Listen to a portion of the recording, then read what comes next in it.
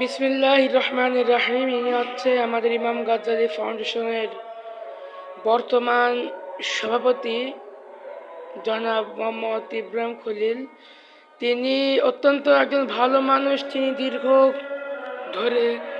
দীর্ঘ অনেক দিন ধরে সংগঠনের সভাপতির দায়িত্ব পালন করেছেন। আগামী সেপ্টেম্বর মাসে নির্বাচন আমাদের ফাউন্ডেশনের, এই জন্য সে আপনাদের কাছে দোয়া চেয়েছে। আপনারা তাকে দোয়া করবেন সেজন্য আবার সভাপতি হয়ে সংগঠনটিকে এগিয়ে নিয়ে যেতে পারে। আপনার উদ্দেশ্যে আমাদের ইব্রাহিম ভাই কিছু কথা বলবেন।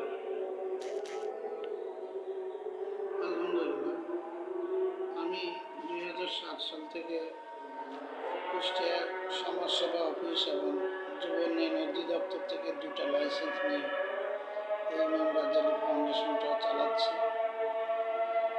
আপনাদের সকলের সহযোগিতা দোয়া আমি কামনা করি। নতুন নেতৃত্ব ঘুরে উঠুক, নতুন এই সংস্থার দায়িত্ব গ্রহণ করুক, এই সংস্থাকে তারা সামনের দিকে আগায় নিয়ে যাক, সেটাই আমি কামনা করি। যেহেতু অনেকদিন আমি আছি, আমার প্রত্যাশা যে ভালো কেউ এসে এই সংস্থার দায়িত্ব গ্রহণ করুক, আমি যাতে অবসর গ্রহণ করতে পারি। আমি চাই যে নতুন নেতৃত্বে আমাদের এই সংগঠনটা আরও সামনের দিকে এগিয়ে যায়। আপনাদের সকলের দোয়া কামনা করে আজকের মতো শেষ করছি। আসসালামু আলাইকুম।